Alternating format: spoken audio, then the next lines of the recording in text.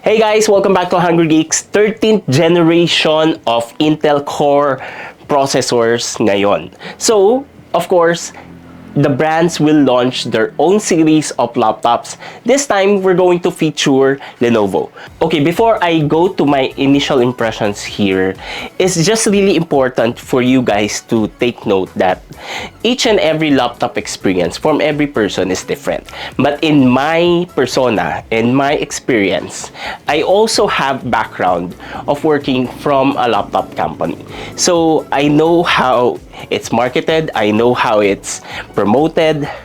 I also have background from working for a smartphone brand. So I know how highfalutin things are or if it's just gibberish.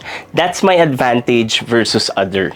The Lenovo Yoga 9i. So pansin nyo, may hawak akong stylus right now. It's more of a laptop that has a drop-dead gorgeous laptop. So this is quickly and more of quick impressions right now of this laptop. Honestly, to give you a background of this laptop, of course, Intel Core i7 Evo platform, 13th generation, 16 gigabytes of RAM, 1 terabyte of SSD, and then we have here a gorgeous 14-inch OLED 4K panel, and then we have here a very large touchpad, gorgeous keyboard.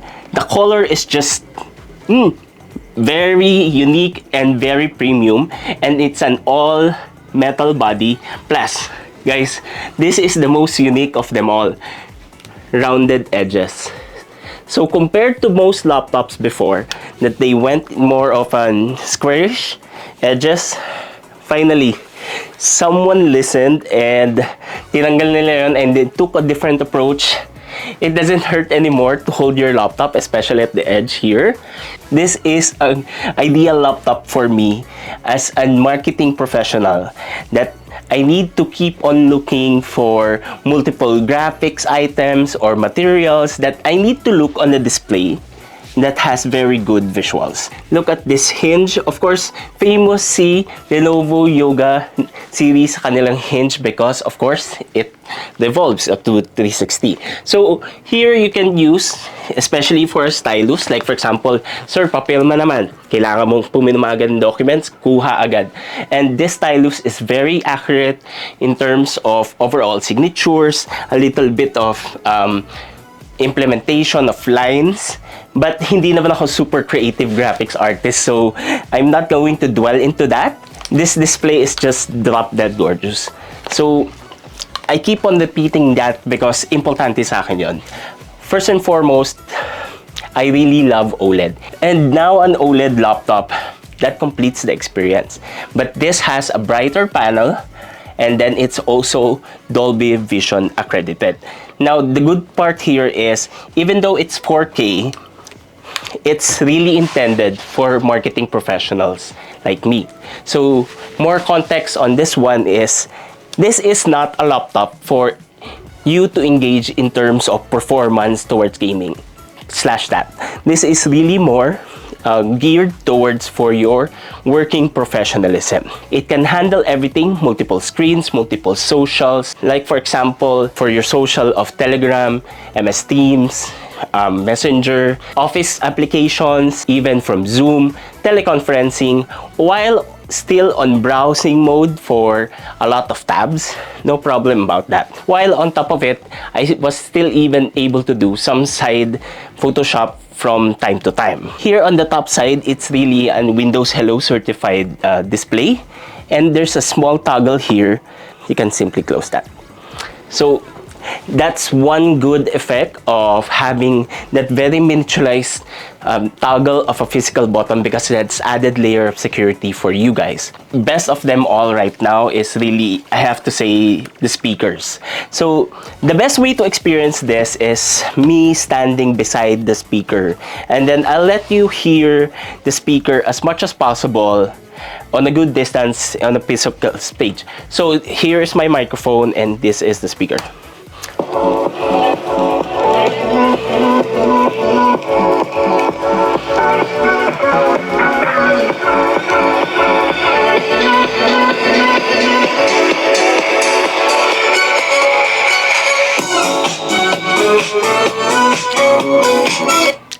Okay, so I think that's enough in terms of an audio sample, but to give you context, the unique implementation here of Lenovo is really, one, the speakers is here at the hinge as a 360 soundbar. So there's two speakers here, and then at the bottom, of course, as a usual laptop user, there's always a speaker here indicated below.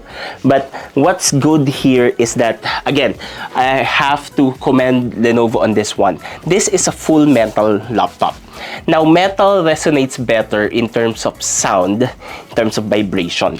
So when you have larger speakers in sound, in volume, and also for that punch, the metal chassis actually vibrates more, using it to resonate whatever is in the chamber of laptop itself. So you have better audio here on the two speakers below, while here on the 360 soundbar, you have better high tunes for music, or for example high-pitched sounds that needs more clarity. Sometimes you have to really just distinguish it, like for example xylophone, what kind of instruments with high pitch, chimes, those kind of, they need additional speakers to be more distinguished against two speaker channels, like for example heavy drowning basses. So those kind of music, I am pretty confident that on this kind of laptop, I didn't carry any external speakers for teleconferencing. Everything was clear. I was able to present a lot of videos just using this laptop at this form factor, or I just suddenly just flip it like this. Finally, this is one laptop that I will be really proud to say that the speakers are very loud and also not a joke. This is one of the laptops that can really rival even the MacBook or MacBook Pro in terms of audio, in volume, clarity, and even on the size factor. So I think they have some merits because it's kind of similar metal body, using the metal body in terms of the chassis, and also the implementation on the speakers. Here on the C and D panel are similar, but Lenovo has an advantage for the 360 soundbar. Plus points pala to Lenovo for including this recycled fabric sleeve with a leather top, plus a dedicated holder for the actual stylus, unlike with other brands that you have to put the stylus inside the sleeve and you might risk of scratching the whole laptop itself. Now you might think on the kind of battery on this one, I was able to last around 3 to 4 hours on a full charge. That's with the performance mode on and brightness at 50%. Now this is a good situation for me because I'm a person that has always a power bank for laptops. When you use the official 100-watt charger here, full charge is just around 2 hours. Next will be probably on the nitty-gritty things. On the layout of keyboards, everything is very tactile, the usual Lenovo keys, but on the rightmost part, we have here controls for the performance, and then controls for the camera if you want to have more blurred background, and then here is more of the audio quality, and then here we have the night mode or day mode, and then lastly is a static fingerprint sensor. Just having those kind of dedicated buttons at the right has its pros and cons. I honestly mistaken the enter button as the shortcut key, so there will be a learning curve on this one. Second is the grill here at the bottom, which you can see here for the fans, is also made of metal. So remember your feeling of being grated by this kind of small holes? That's my concern as well. So of course, when you're using this laptop at this flexibility, you can't help avoid but to fidget on this.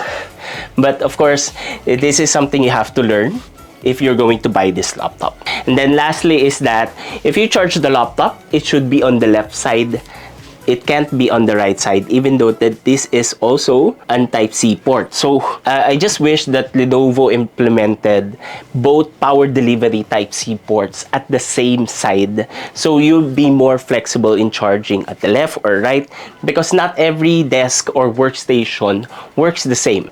That's my quarrels right now here on my first impression of the Lenovo Yoga 9i.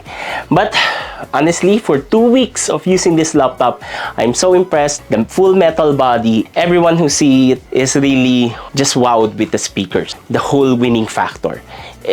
I'll get this laptop for the speakers, nothing else. Because my pet peeve right now in buying laptops is the speakers are really, really weak. Okay, so that's it. Thank you so much for checking out these first impressions for the Lenovo Yoga 9i. For the pricing of this laptop, I'm not really sure right now because they haven't told me. But of course, I'll give it some support and you may find out the pricing in our official website. So with that, give us a subscribe and also maraming salamat guys. If you have any questions, comment down below. And lastly, see you on the next episode. Bye!